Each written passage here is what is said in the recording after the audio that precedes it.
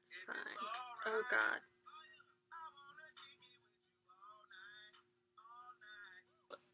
Welcome. This is not exactly the setup I was imagining when I was filming this. I had imagined my laptop, which I apologize for it being a laptop. My video camera doesn't like to cooperate with me. I was imagining it above me at a nice, like above angle. And, my laptop can't float. Welcome to my room that I just got back in. I asked you guys what you guys wanted to see, and you all voted for a con story. So naturally, the first con story that comes to mind was my first con, which was way back in 2011.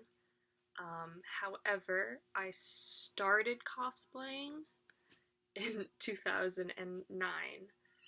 I was in 8th grade. I don't know how old people are in 8th grade. It's like 12 or 13, I think. I think that's it. My mom actually helped me make most of it. I did Chi from Chobits, and everyone thought I was a sheep for Halloween. I was a sheep. I was like, no, I'm Chi from Chobits. It was back during the time where like wigs weren't really a thing. I didn't know what makeup was. I was in 8th grade. What are you talking about? And it was basically just the ears, and I think I had some sexy Dorothy outfit going on, and so this is me with my glasses and my old friend Brianna from middle school. And yeah, this was taken December 19th, 2009. It's, looking back at old cosplays is gonna be a completely different video.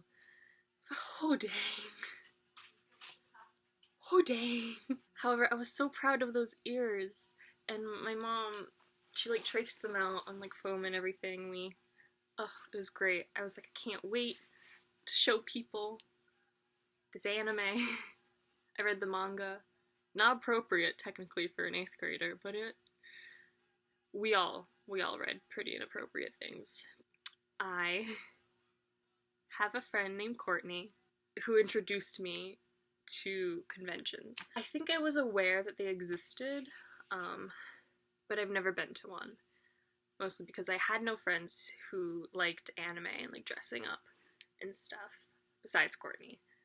And they were like, hey, we're doing some Soul Eater, and this is what the anime looks like.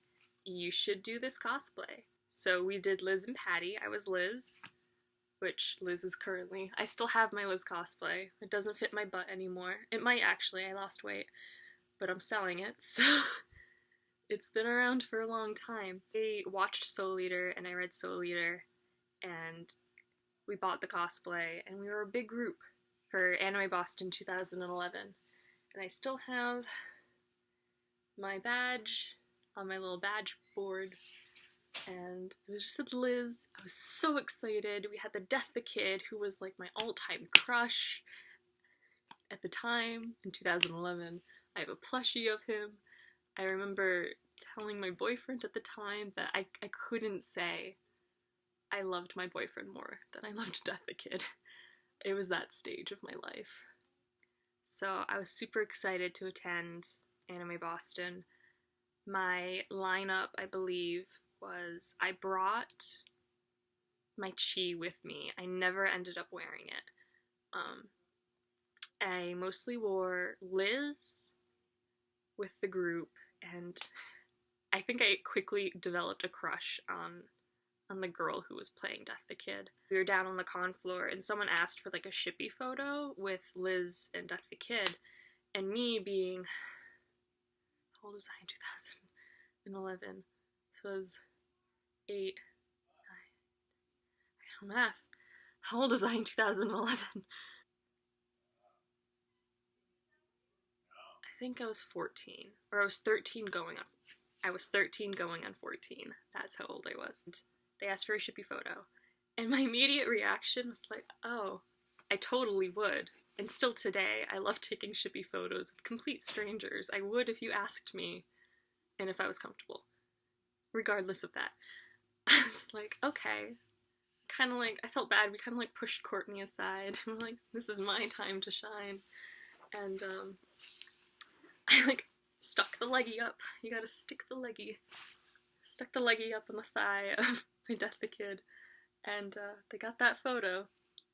And that made me really happy. I hope they enjoyed it. I have no photos from that time we did the Soul Eater trio. I think there was one photo I found on Google. It doesn't exist anymore. So if on an off chance, Anime Boston 2011, you find Soul Eater group, congrats, you found a cryptid. So really into Hetalia at the time. It was like just when it first came out. And oh my god, I'm still into Hetalia, to be honest. I don't think I can leave it. I was so in love with America. I love him so much. So I did a Femme America because I didn't know what crossplay was at the time. It was a foreign concept. So I had braces, so that was awful. Again, I didn't know what wigs were, so I just put my hair, I think in, it was either two pigtails or a low ponytail. I had like a cowgirl hat. I like wore short shorts and cowgirl boots, and it was, I looked cute. I did have blue contacts though, I think. Either that or they were just normal contacts. I was a blind kid. I just got contacts and I just learned to like put them in my eyeballs. So that was new. I was like, oh, I don't have to take photos with my glasses. This is great. Amazing time. I remember one guy asking for a photo of me as Femme America from behind, but I'm pretty sure when he walked to the front, he was like, what the fuck is this child doing? This is not the sexy person it looked like from the back.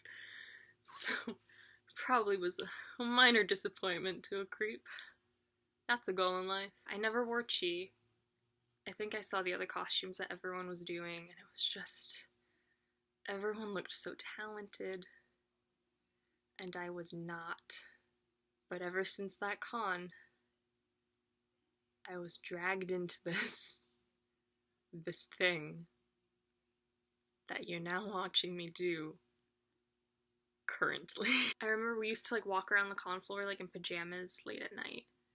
We're like, oh, we're cool, we're just gonna walk around in our pajamas. We're like really cool teenagers now. Courtney, if you're watching this, what were we?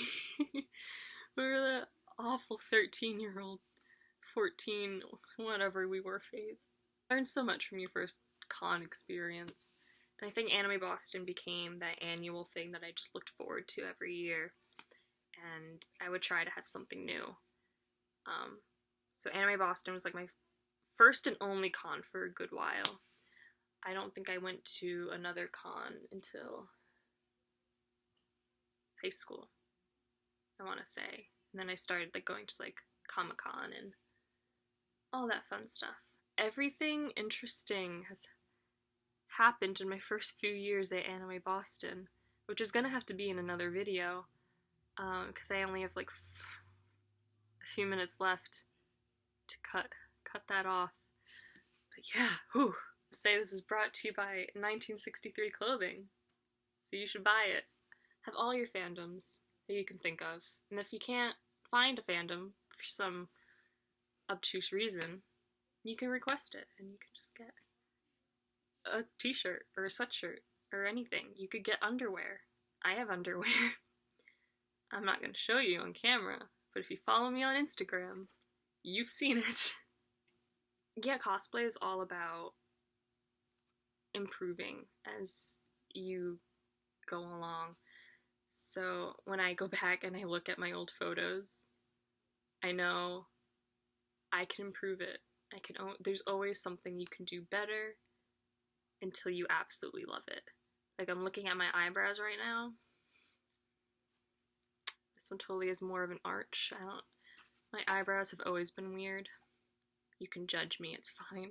I'll understand completely. I know I asked my mother for a Death the Kid plushie, and during that con I like shoved it in my pants.